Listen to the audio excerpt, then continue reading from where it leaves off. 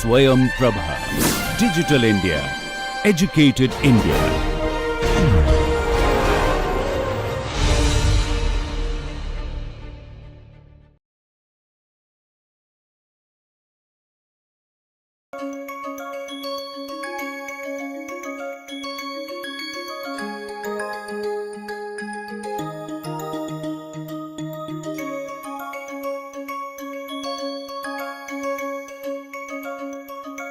So today's class we will take a look at how to model nonlinear relations. So we have been looking mainly at linear models till now, though the behavior could be nonlinear. The relations we have been pretty much using at linear models. Simply defined, a process is linear if process response is proportional to the input stimulus given, right?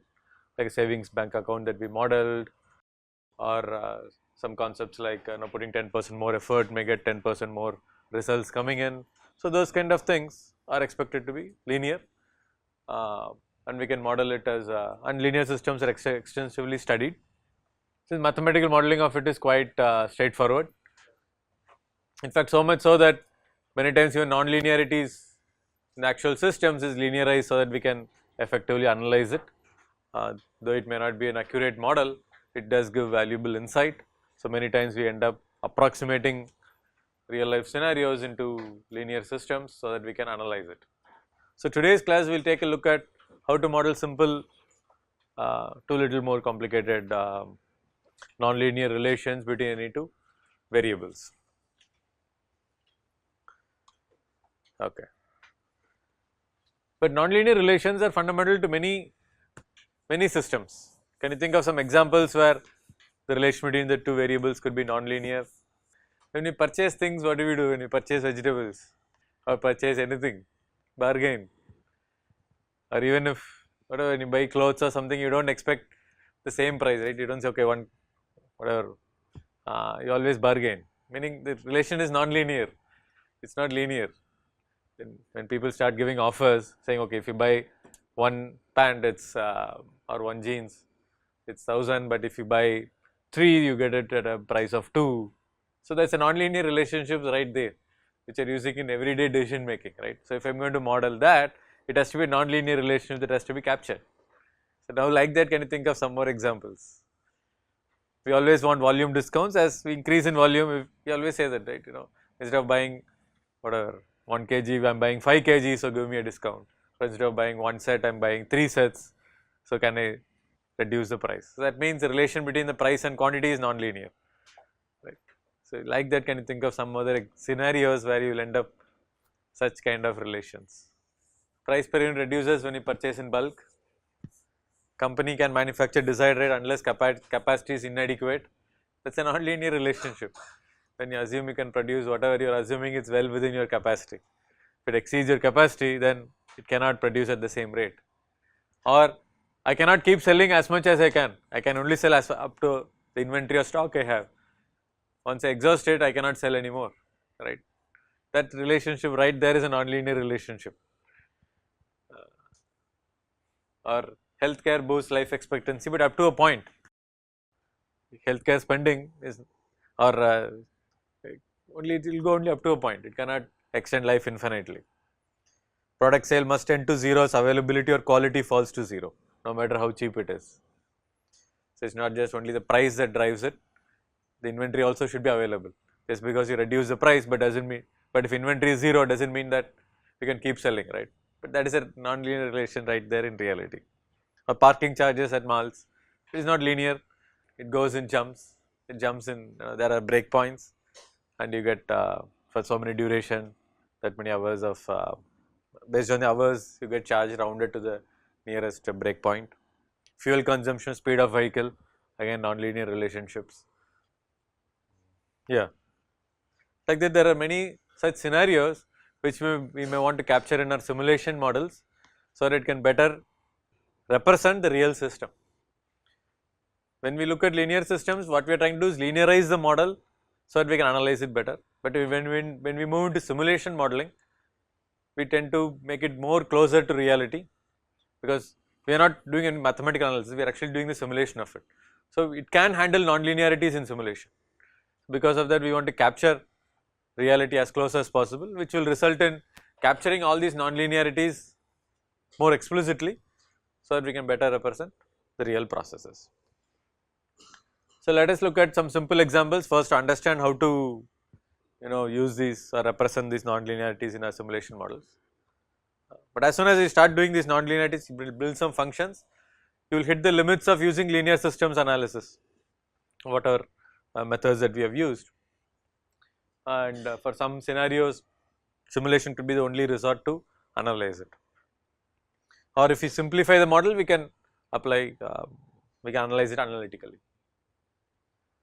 So let us take a simple inventory example. A small production unit has a fairly stable process with 100 SKU per unit per day of production. So it makes 100 SKUs per day. The finished goods are added to the end inventory. The demand is satisfied from the end inventory. The production continues independent of the actual demand. So whatever the demand, they keep producing things at this constant rate of 100. The initial inventory is 200 units. The average demand is 110 SKU per day. We need to build a valid SD model of the above scenario. So how many stocks are here in this system? Finished goods inventory, that is the only stock in the system. So what will be the flows that affects this stock?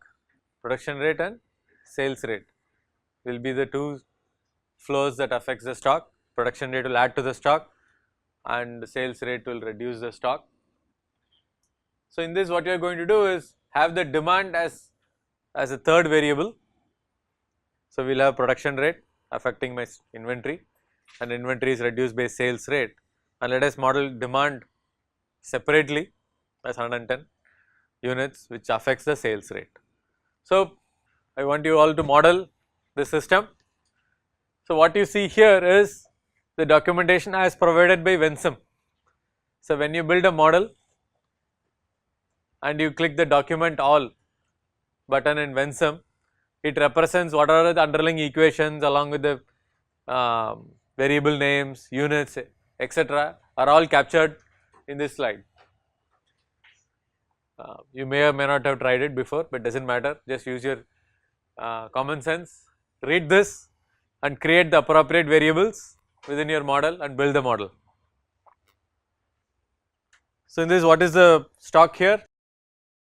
Which row number is the stock? 4. How did you identify it?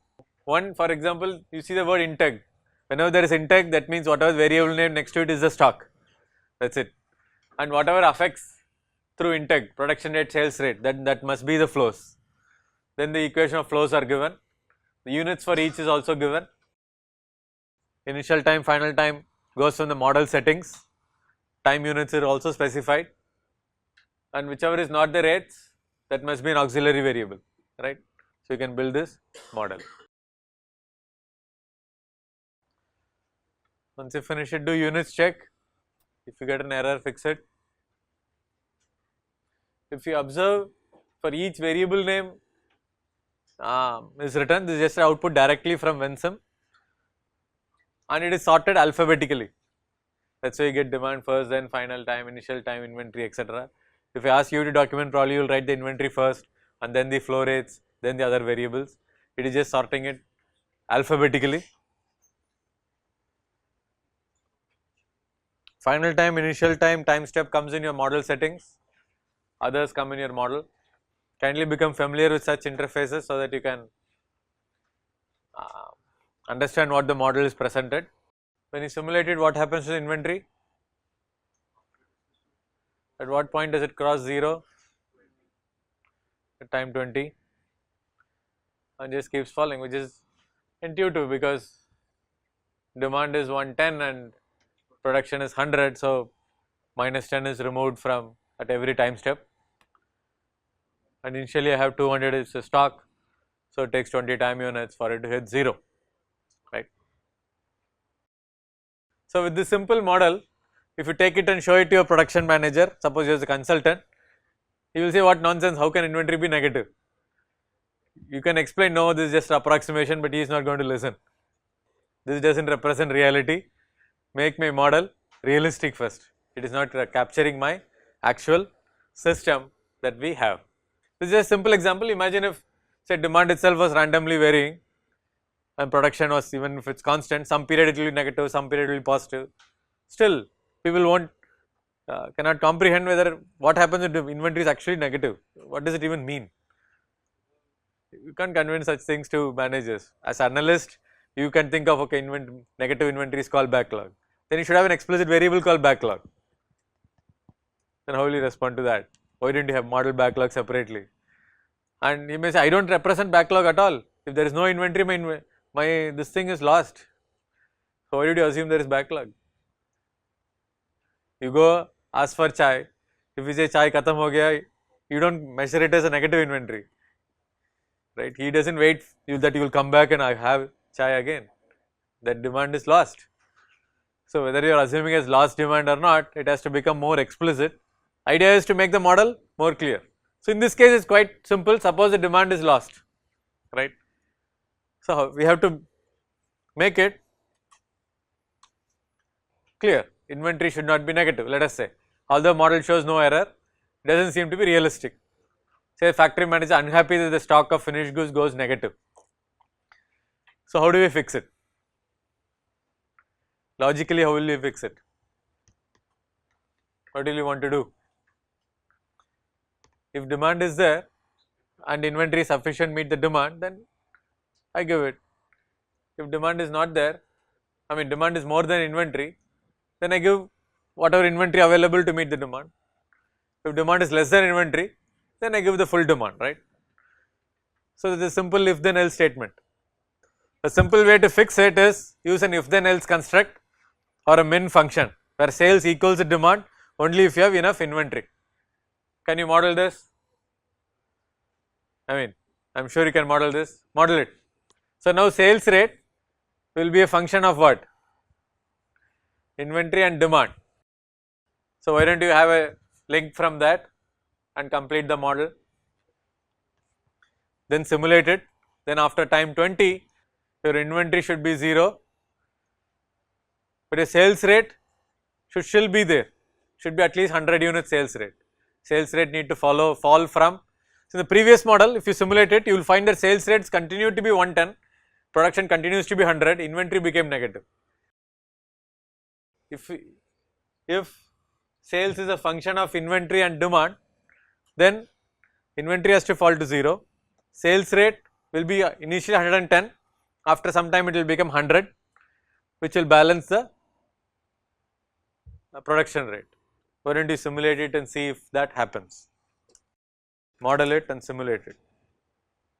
Go to sales rate. If you want to know how if then else works, you just click if then else, it will give the help. You can read it and model it. Did you do this? And sales rate, you can either have two functions. One, it could be just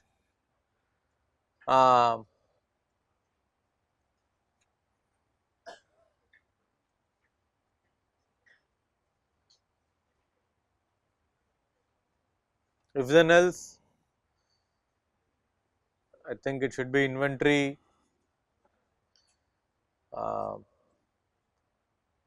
less than or equal to demand, then inventory else demand, or you could use a min function,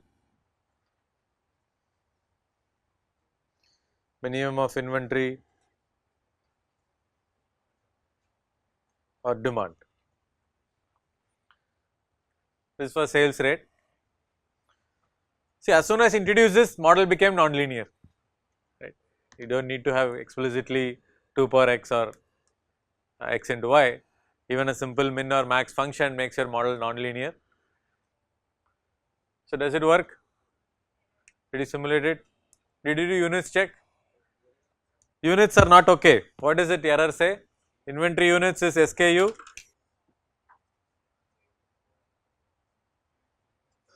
Demand is SKU per day. How do we fix this? So to do that, so this is a very common phenomenon. We are because many times when we use these terms analytically, many times we end up multiplying or dividing by 1, so we do not usually represent it explicitly, and it does not affect analytical result, but simulation validity it will affect. So, to make it proper, let us define from inventory another variable called as max sales,